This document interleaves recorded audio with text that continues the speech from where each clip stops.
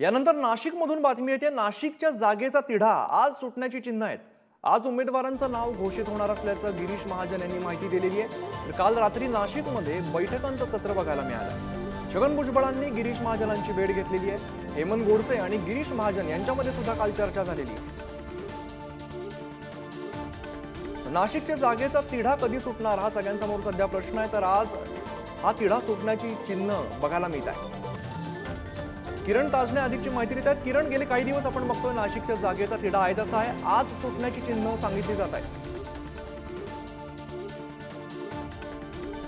नाशिकच्या जागेचा तिढा होता आणि एकूणच हे संकट महायुतीसमोर निर्माण झालं होतं की उमेदवार कोण असणार। आणि याचसाठी कालच्या दिवशी भाजपचे संकटमोचक म्हणून ज्यांना ओळखलं जातं ते गिरीश महाजन कालच्या दिवशी नाशिक दौऱ्यावर होते। याशिवाय सायंकाळच्या वेळेला भाजपचे प्रदेशाध्यक्ष चंद्रशेखर बावनकुळे हे देखील नाशिक दौऱ्यावर होते। आणि एकूणच बघितलं तर दिवसभर महाजनांच्या उपस्थितीमध्ये बैठकांचं सत्र सुरू होतं।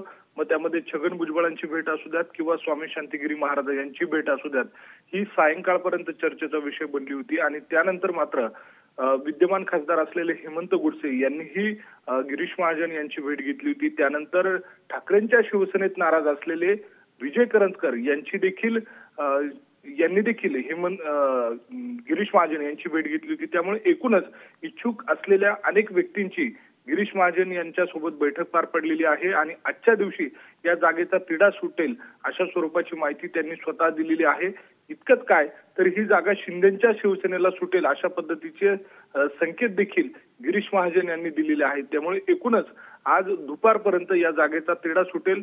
दुपारपर्यंत शिंदेच्या शिवसेनेकडनं नाशिकच्या उमेदवाराची घोषणा होईल अशा स्वरूपाची माहिती आहे। त्यामुळे उमेदवारीची माळ कुणाच्या गळ्यात पडणार याबाबतची चर्चा आता राजकीय वर्तुळात जोर धरू लागली आहे।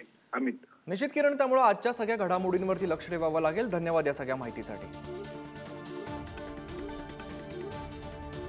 उमेदवारांचे अर्ज भरण्याचं नियोजन आहे आणि म्हणून त्या कशा प्रकारे जास्तीत जास्त नागरिक म्हणजे नाशिक लोकसभा असेल किंवा दिंडोरी लोकसभा असेल तर जास्तीत जास्त नागरिक त्या ठिकाणी कसे सहभागी होतील यासाठीची चर्चा या ठिकाणी झाली। आणि आम्हाला देखील निश्चित खात्री आहे का खूप साधारण 15 ते 20 हजार 20 ते 25 हजाराच्या दरम्यान या ठिकाणी अर्ज भरण्यासाठी लोक सहभागी होतील।